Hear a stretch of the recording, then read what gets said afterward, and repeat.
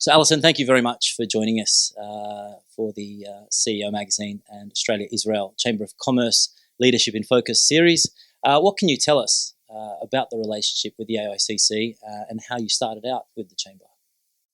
Well, thanks very much, Daniel. Yeah, it's, I think the Australia-Israeli Chamber of Commerce, we all know in Australia, is incredibly influential in the business world. And I've, through my career, enjoyed being many of your events and your publications.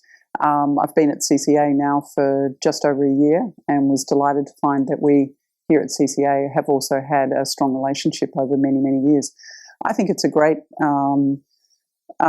platform for business to be able to influence the broader business environment and also to be able to take in ideas, share with peers, and that's an incredibly important leadership role that you play. You appear to have a very globally orientated mindset when it comes to business. What have you found looking at other countries such as Israel when it comes to innovating and dealing with change? Well, it's incredibly important, I think, for us in Australia to be looking out and learning. And Israel, I think, as a country, sets a wonderful example. You know, I think compared with a country like Australia, where we have many natural resources and sometimes that makes us a little bit more complacent. Israel, of course, has really had to be very, very innovative and really, I think, has done wonderful things, particularly in the area of technology and water would be another area where I think we as a country have learnt, and Israel always seems to be tremendously generous and willing to share its technology and its learning through many missions and the contacts that we have through the Chamber of Commerce with many Israeli companies. So I think it's a very, very important source of learning for us. At CCA, innovation is absolutely fundamental for us. Our major market is Australia. We also have other businesses. Innovation is important in every single business for us as a consumer business, but nowhere more important than our flagship Australian business, where it's quite mature and low growth. And so therefore, innovation to be able to drive new sources of value and excitement for our consumers, as well as innovation to drive better productivity outcomes, is incredibly important for us. Yeah, I was fortunate enough to interview Charles Nightingale previously, and he gave me a great insight into all the things coming out of Israel. So a lot of exciting stuff. Alison, you've been a mentor and role model to other female leaders and women in general. What guidance did you have coming through the ranks of corporate Australia? Well, when I look back, I've been very, very fortunate. There's absolutely no doubt to have a lot of people who've helped me along the way and really opened my eyes to what's possible, and also helped me gain the confidence that I could actually lead and play a role and learn new things and aspire to the opportunities which I've been fortunate to be able to go on and be successful in. So no doubt about it. Really goes back to, I think my parents played a huge role. I grew up on a farm in Tasmania, and my father, I was the eldest of four. My father never treated me any differently than he did his son. And so I was out at a young age on the farm, learnt to driving the tractor, working in the shearing shed.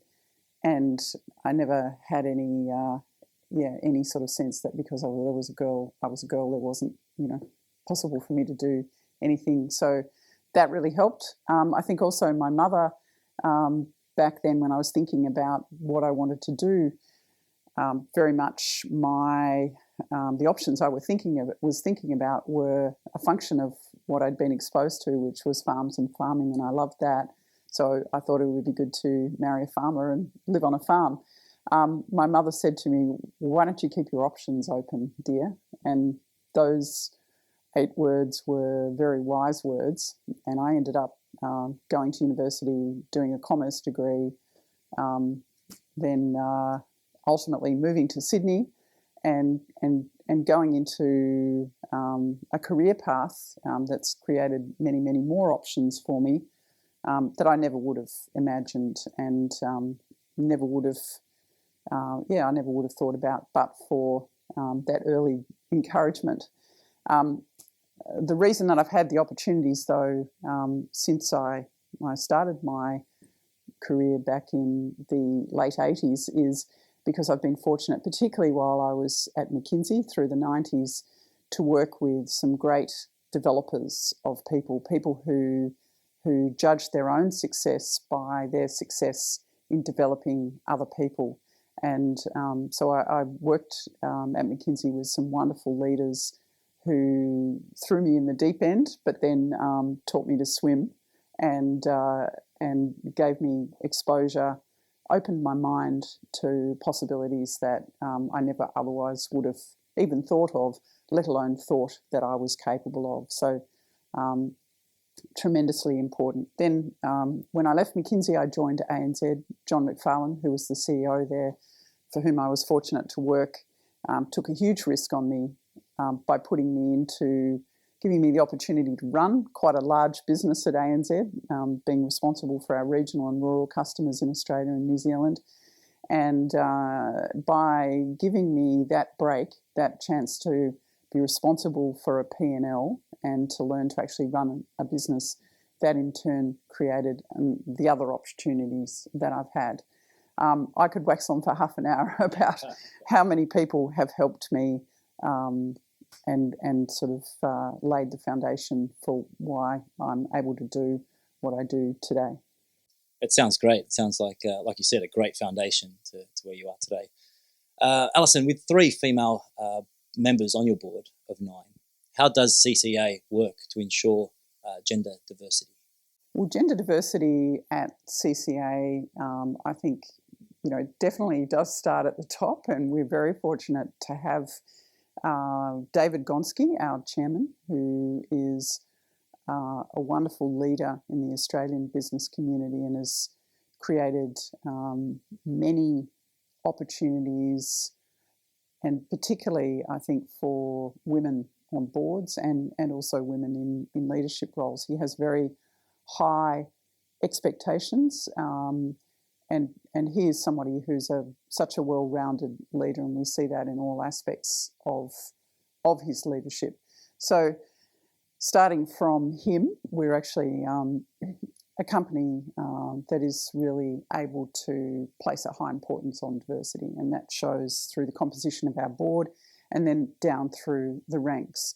Now, we've still got a long way to go, and diversity is something that we're continuing to push ourselves harder and harder on to improve, and it's all forms of diversity. I think gender diversity is very important, and it's obviously a very visible form of diversity, but there are many other forms of diversity, and we actually do have a very diverse workforce here at CCA, whether it's ethnic diversity, religious.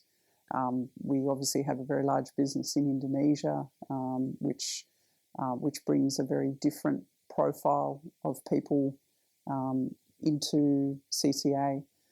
And so all forms of diversity are really, really important. We fundamentally believe that helps us be a stronger company to develop better ideas and to sustain our competitive advantage. Ultimately, we're about brands, we're about our consumers and our customers, and our consumers and our customers come from all walks of life, and the more diverse we are, the better able we are to understand them and to meet and anticipate their needs. So it's a really, really important thing.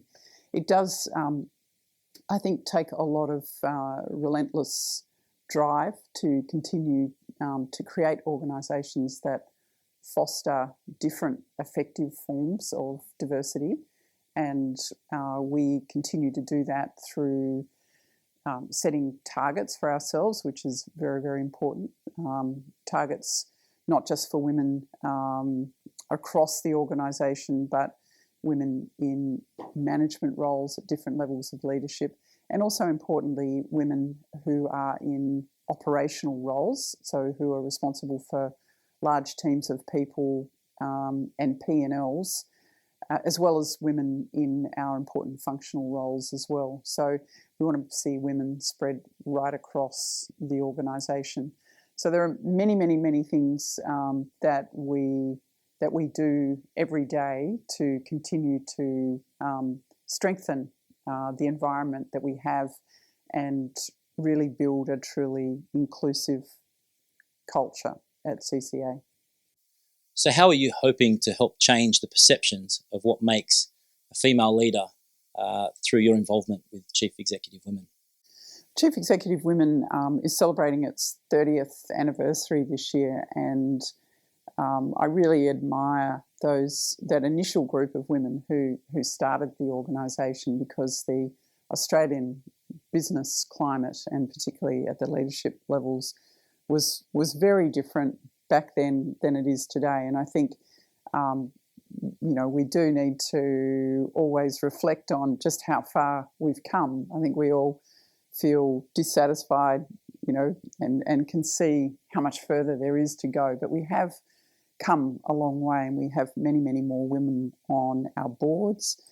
We do have many more women in management ranks, and our organisations are much more systematically focused right from the top on how to identify and remove those barriers, which often are the invisible barriers that are the hardest ones to see, the cultural barriers, the norms, the practices that just build up in organisations, and really create gender-neutral organisations that are truly inclusive of all forms of diversity. So, yeah, Chief Executive Women's playing an important role there. I think for me, as someone who's fortunate to be in a leadership role at CCA here, I can and must lead by example. So I'm very, very keen to make sure that I show what the benefits of different styles of leadership can be, and I do think that women leaders can bring certain attributes that round out the other leadership styles that you'll find in an organisation, and also that we lead from the front here on reinforcing what it takes to succeed as an environment that is truly inclusive and charting the course towards gender neutrality. As I said, at CCA, we've got quite a long way to go. But for me, I think I can, make a difference by really making sure that I suppose there aren't enough women CEOs in the top 100, that's for sure. And I do find I get a lot of opportunities to speak, and sometimes you get seen as sort of a representative on behalf of all women CEOs out there. And of course, there are many different styles of women CEOs, and I'm not necessarily the best representative, but I think it is really important that I always do take those opportunities. So when I think about how to ration my scarce time and where I should, for example, accept speaking engagements, or where I should be directing my time internally, I'm always putting at the top of the list opportunities that will help appeal and hopefully inspire women leaders in the business community generally, and also within CCA. Yeah, well, Alison, obviously, thank you for your time today. And obviously this is, again, helping contribute towards highlighting more women in business, especially with the CEO magazine. Something that I, on a daily basis, struggle with is trying to involve more women with the magazine. So thank you very much. Look, Alison, you've got many great stories, and recent commentary has been focused on the fact that the shortage of women in top jobs often comes down to a simple lack of support at home. You have often spoken of the supportive role that your husband has played in your career. Over the years, what workplace frameworks have you seen to be effective in getting more women in the boardroom?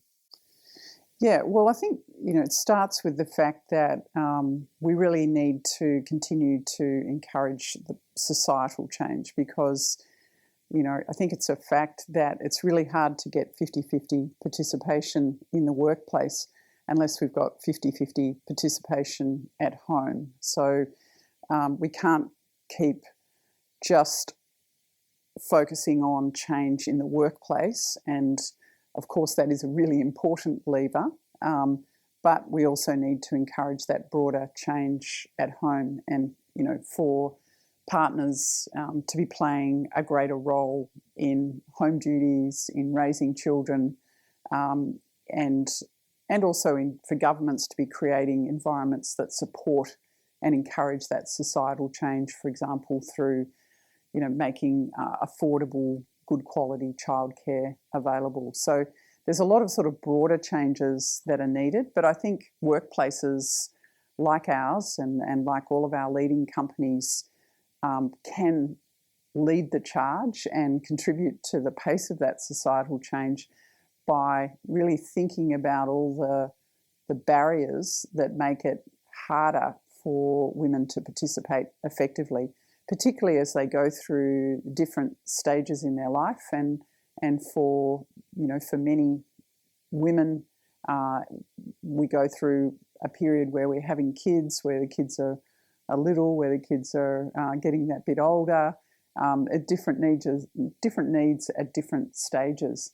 And I think when you look at the construct of a lot of our organisations, we're still adapting from the sort of environment where originally we were most of our large organisations, I guess, created by men for men, if you think about it, and the structures of work, the 5-day week, the 9 to 5, the ability to travel at a moment's notice. Those sorts of things were set up for an environment when typically the woman was at home and the man came to work, and there was certain sort of expectations and societal norms that made those organisations work in that construct. Now, of course, we have a very different environment where many families have both partners are working, and we actually have much greater possibilities than we've ever had thanks to technology, and we really can break those norms down. And I think there's some wonderful leadership examples going on in Australia and beyond. So Telstra have really removed the concept of a full-time versus part-time. So it's just a job, and it can be as flexible as it needs to be. And I think that's a very, very exciting sort of concept, and many other organisations are rapidly following suit. I think it's an absolute, it's an economic imperative for us, and that's a really powerful driver for this change that will happen both for society and within our organisations, because we're now creating fantastic quality graduates coming out who are in many faculties now more women than men, and our law firms are attracting those women. Many of our financial services institutions are attracting those women, and then they tend to lose them when they get to that sort of mid-career stage. Now, there's a lot of smart people who are focusing on how to get around that, how to change the structures of work, particularly to offer the flexibility. And I think that we're at a very, very exciting stage because our larger companies are solving that, will solve that. The economic necessity, the business case is a very strong one. And I think that also there are a lot of really motivated women who want to make that happen as well.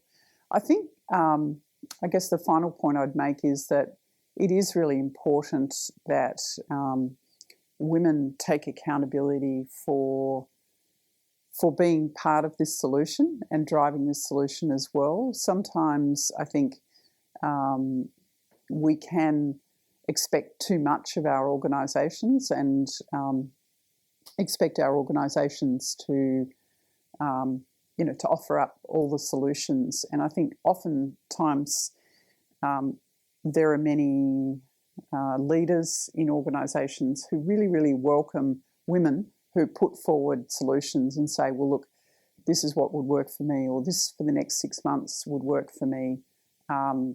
Because there's no sort of cookie cutter in all of this. Everyone's situation is different. And I think there is an opportunity for women also to be quite proactive in finding those solutions. Yeah, and it's great that I guess employers are quite flexible in I guess accommodating women either returning to work from maternity leave, as an example.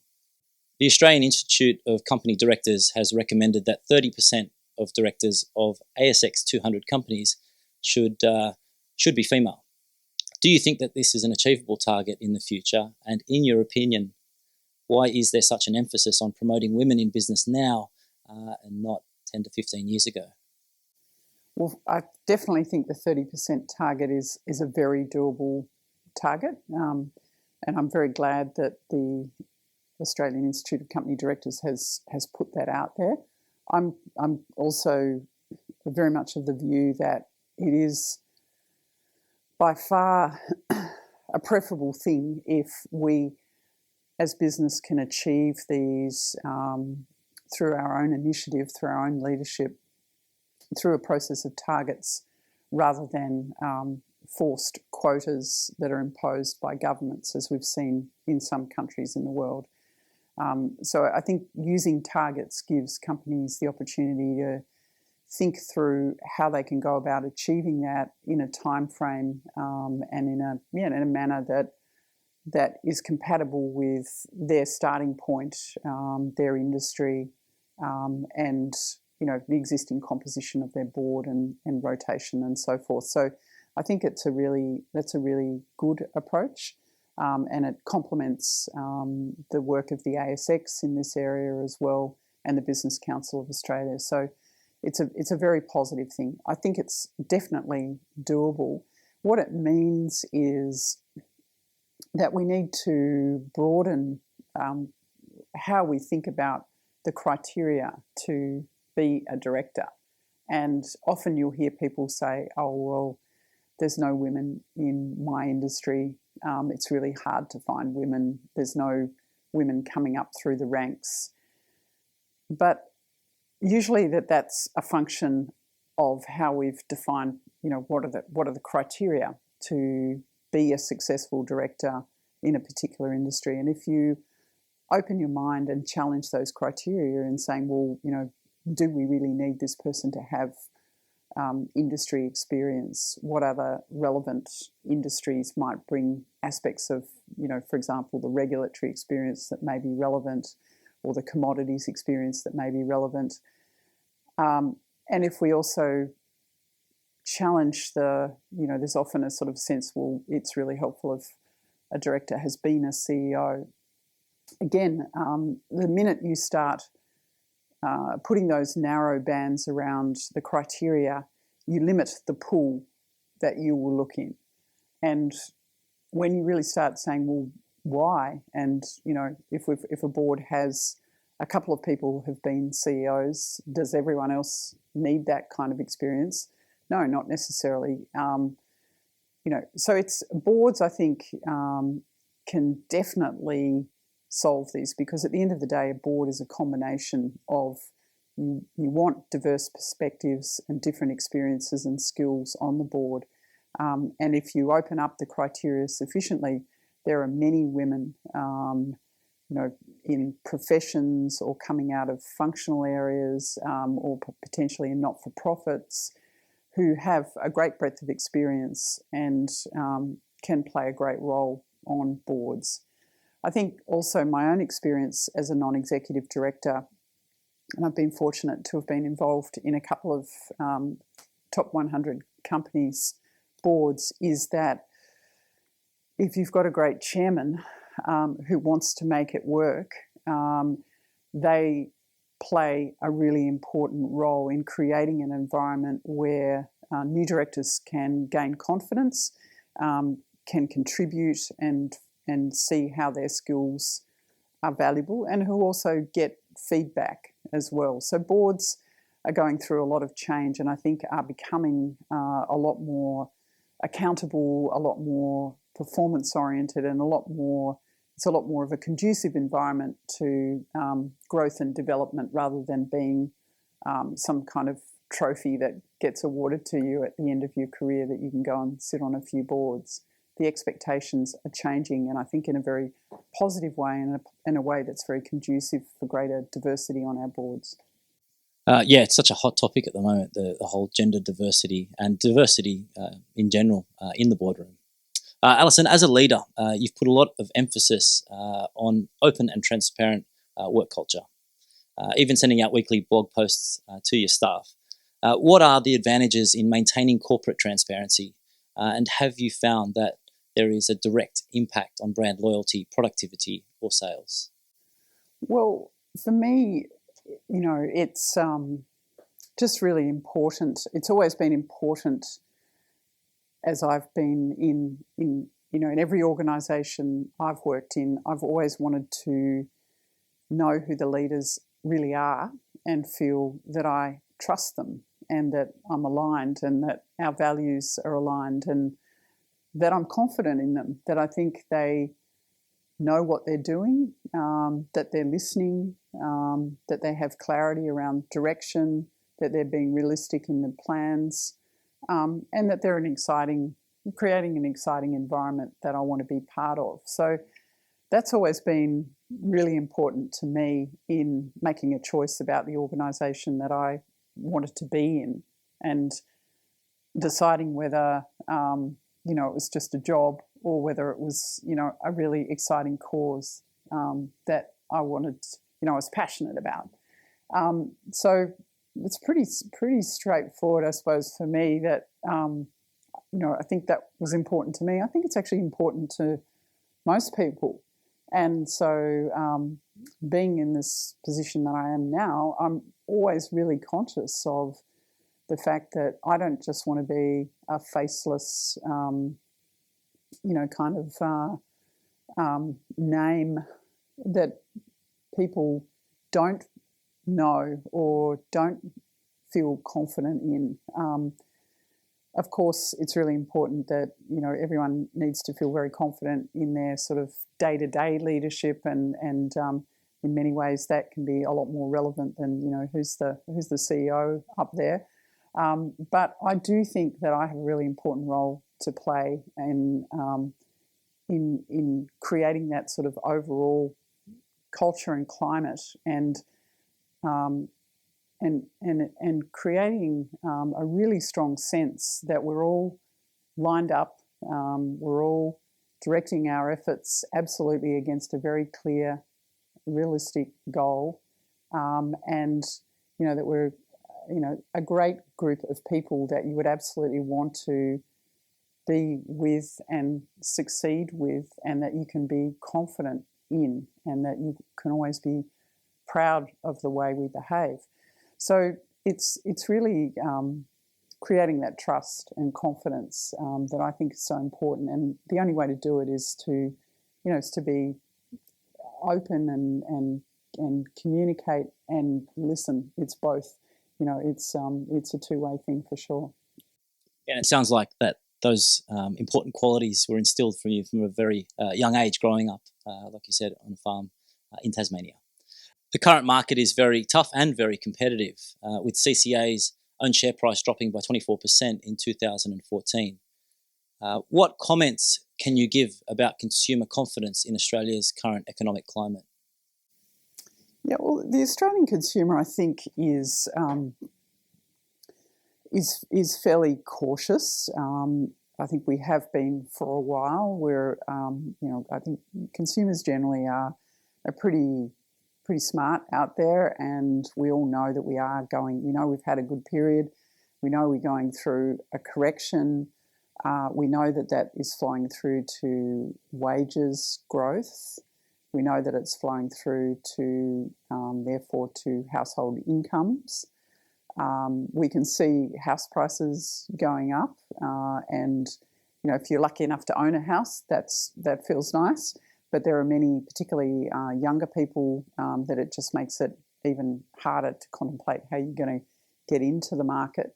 So there are, I think, also concerns about, while unemployment is still relatively low, in some states it's starting to get, towards an uncomfortably high level. In some demographics, particularly for younger kids, it's starting to get higher.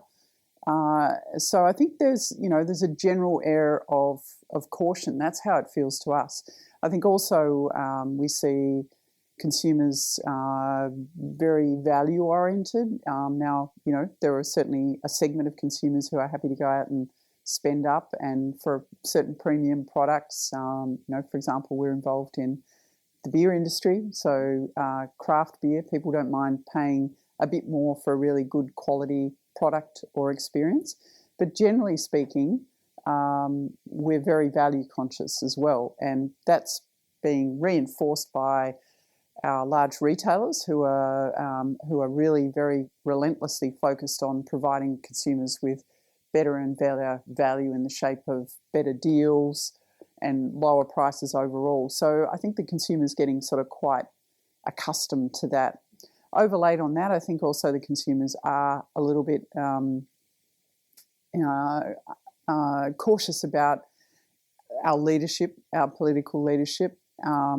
We've had, a bit of a false start with the budget last year. We've now got a more balanced sort of budget, which feels a bit better. But generally speaking, I think our political leaders in Canberra are not yet really convincing us that they're tackling some of these sort of longer-term structural issues which are going to be important for the future prosperity of our country. So, issues around, balancing the expenditure versus the revenue, the reality of the revenue that's coming in. So facing up to changes to tax, to how we handle superannuation, but also the way that we're thinking about education and how we're really going to respond to the dramatic disruptive forces that are fundamentally changing what we need and must expect from our education system. So there are a bunch of things I think that Australians generally are a little bit concerned that we're not quite facing up to, which are contributing as well. CCA has shown innovation in the Coca-Cola line through the recent release of Coke Life.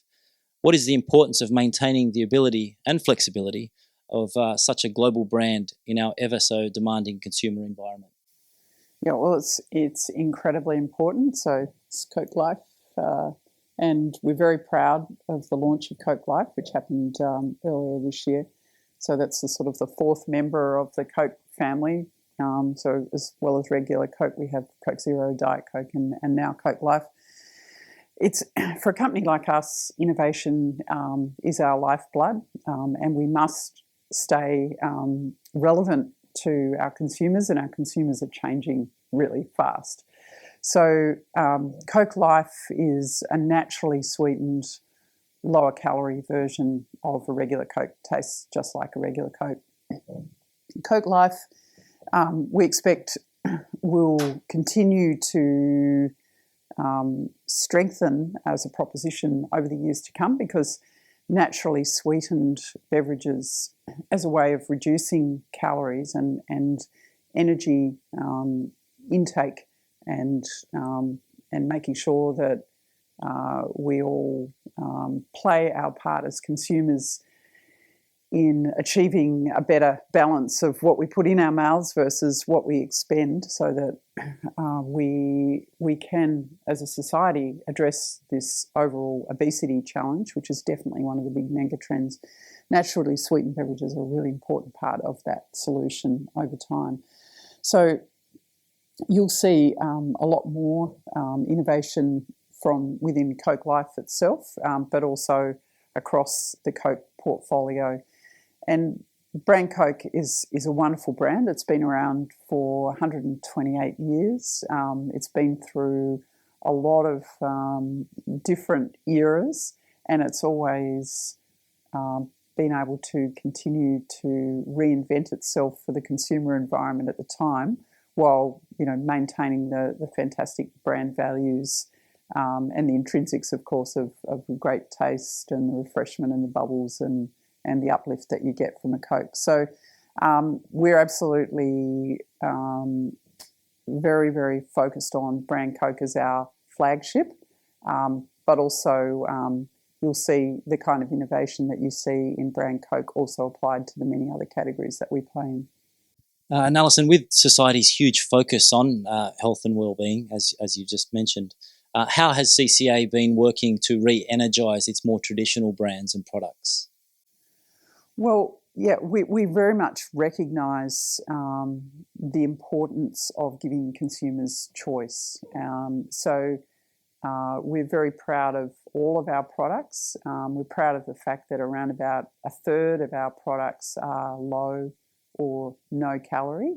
And so every sort of setting where you see a range of our products, you'll always see that consumers have a great choice. And not only is it choice around being able to pick up a Zero or a Coke Life instead of a regular Coke, if that's what you want.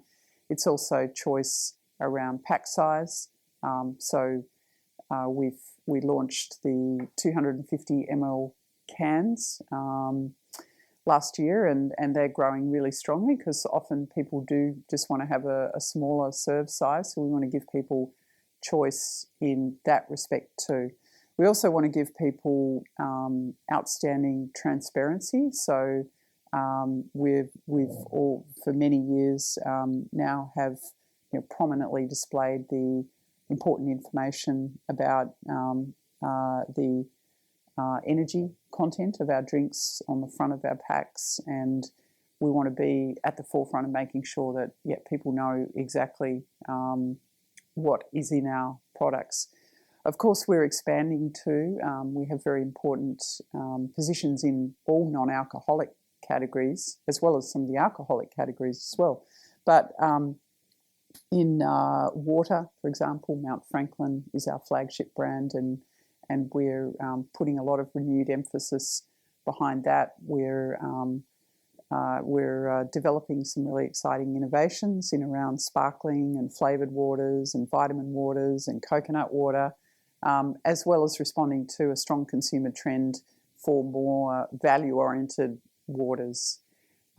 We have strong positions in dairy now, and we'll continue to grow share there with our Barista Brother brand, which is another important segment for us.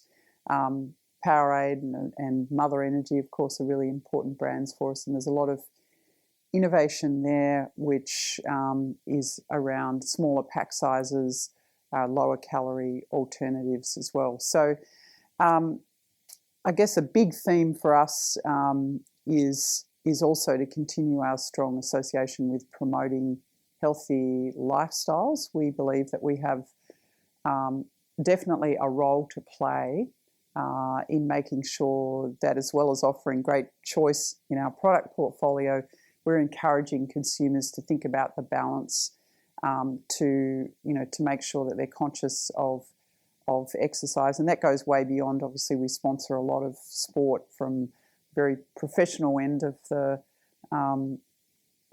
sports scene in Australia and New Zealand and all the markets we're in, right through to grassroots, a lot of kids sport as well.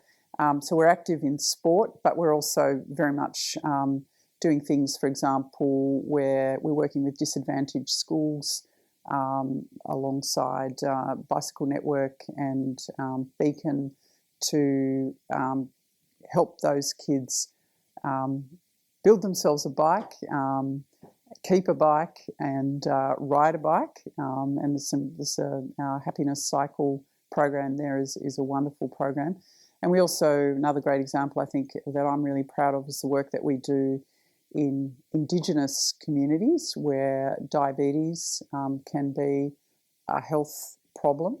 And we are very, very structured in taking actions around promoting Coke Zero over classic Coke, and really pushing an overweighting of our water offers to those in some of those remote communities as well, to make sure that we're playing our role in those diets in a healthier direction, which is an important thing for us to do. You've tapped on a few things there that I think are fantastic, Alison. Firstly, you said transparency in leadership. That's great, but also having that transparency with your consumers, I think, is fantastic.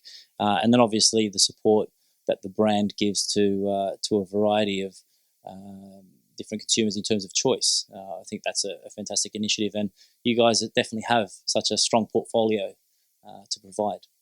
And look, finally, just to wrap it up, Alison, you spoke earlier about growing up in Tasmania, and you've said that you originally planned to live and work on a farm after school. So what changed? And do you still feel a connection to the Tasmanian land and maybe just rural environments in general? Yeah, well, what changed is, I guess, I went to uni and I met Rod, who was a long way removed from being the farmer that I actually hoped that I'd fall in love with and marry and live in Tasmania. So we ended up coming up here to Sydney. We now live in Melbourne.